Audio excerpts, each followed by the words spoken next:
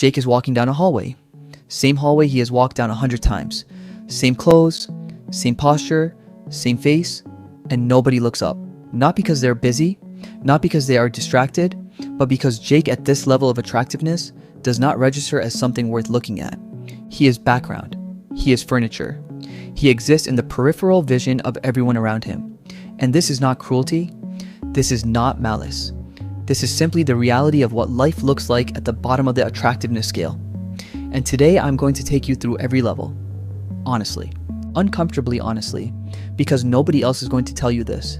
Level 1, the invisible. Jake is a level 1. And level 1 does not mean ugly. Level 1 means you have not yet become someone that the world notices. Your face is asymmetrical in ways you cannot quite identify. Your posture carries the weight of someone who has been overlooked enough times to expect it. Your clothes are clean, but wrong in ways nobody could specifically articulate. At level 1, women do not reject you. Rejection requires acknowledgement. At level 1, women do not see you. You speak and your words land in the air and drift away without connecting to anything. You hold a door and the person walks through without making eye contact. You sit at a table and the waiter serves everyone around you first. Not intentionally, instinctively, because something in the human brain processes physical information before conscious thought. And at level 1, that processing produces nothing. Jake has lived at level 1 for 22 years. And the most painful part is not the rejection. It is the silence, the complete absence of signal, the way the world moves around him like water around a stone. Not hostile, just indifferent. Level 2, the noticed. Something shifts at level 2, not dramatically, not obviously, but measurably. Jake started going to the gym at 23. Not obsessively, but consistently. He learned about grooming beyond the basics. He fixed his posture through deliberate practice. He updated his clothes with help from someone who actually knew what worked on his frame. And at level 2, people begin to notice that he exists. Not with attraction, not with interest, but with basic acknowledgement. The waiter makes eye contact now. The woman in line makes small talk because Jake's appearance has crossed the threshold from background to acceptable foreground.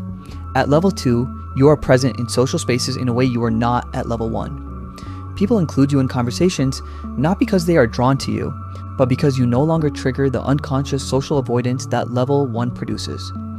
Level 2 feels like a revelation after level 1, until you realize that being noticed and being desired are two completely different things. And level 2 only gets you one of them. Level 3, the cute. Jake is 25. He has been consistently in the gym for 2 years. His clothes fit correctly, his skin is clear, his posture is straight, and women have started describing him as cute. And here's what Jake learns about cute that nobody warns you about. Cute is not a compliment. Cute is a consolation. Cute is what you say about someone who is attractive enough to acknowledge, but not attractive enough to pursue. At level 3, women smile at Jake. Women are friendly with Jake. Women enjoy talking to Jake, and then they talk about their boyfriend, or ask Jake if he has a friend, or introduce him to their slightly less attractive friend because you would be perfect for each other. Level 3 is the participation trophy of physical attractiveness. It means you cross the minimum threshold. It does not mean you cross the threshold that matters. Jake spends 2 years at level 3, grateful to be seen, slowly realizing that being seen and being wanted are still two different places. Level 4, the attractive. Something happens between 25 and 28 that Jake did not plan for. He grew into his face. The asymmetry that was distracting at 21 became interesting at 27. His jaw sharpened with age and lower body fat. His eyes looked more intentional, framed by the structure he had built. His confidence changed the geometry of how he occupied space. And at level 4, everything changes. Not gradually, suddenly, a woman approaches Jake at a social event for the first time in his life, not the other way around. He makes eye contact across a room and the other person holds it. He speaks and people lean slightly forward. The same words he has always said, carrying a different weight because they are coming from a face the room has decided is worth listening to.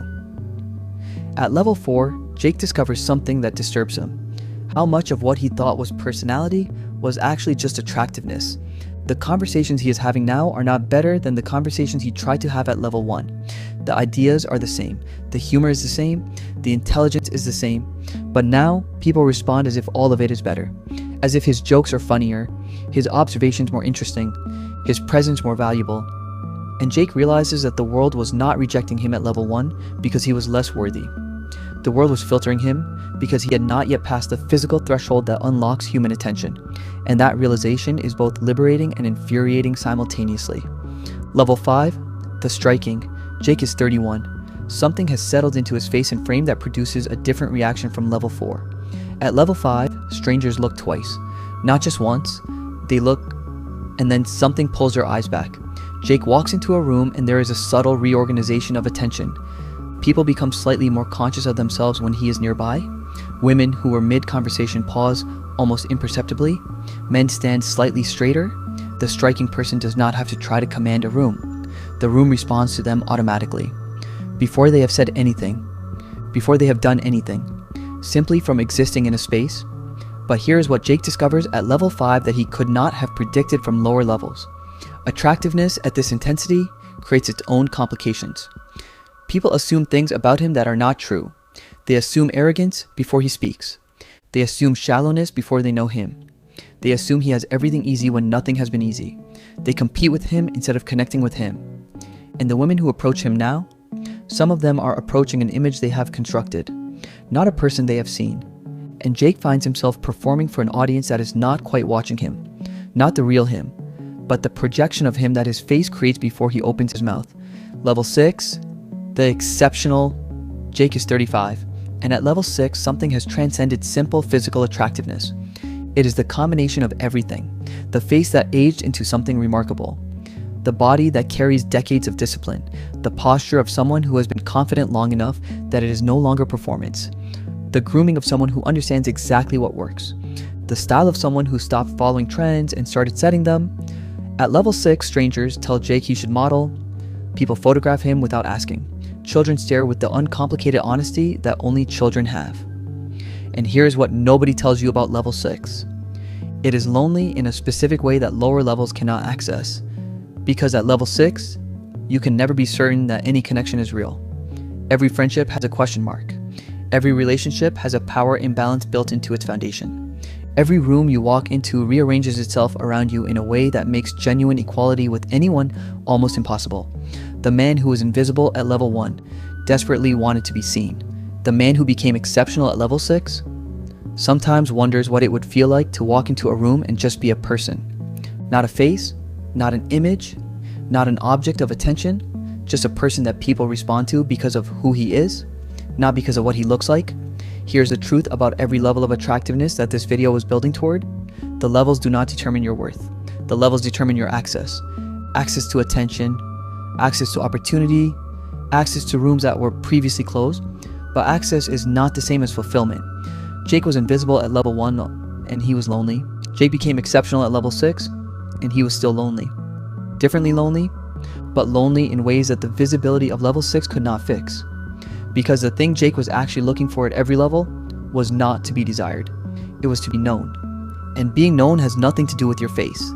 It has everything to do with the courage to show people who you actually are.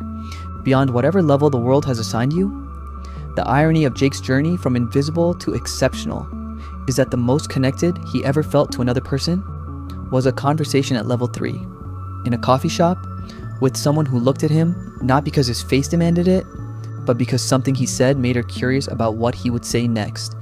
And Jake has never forgotten that. You have been decoded. If this video made you think about your own level and what it has cost you or given you, subscribe to Money Decoder 3004. Every single week, we decode the systems that shape every American's life, financial and otherwise, simply, honestly, and clearly. Drop a comment below. What level do you think you are right now? And what has that level cost you or given you? Tell me honestly. I read every single comment, and I will see you in the next decode.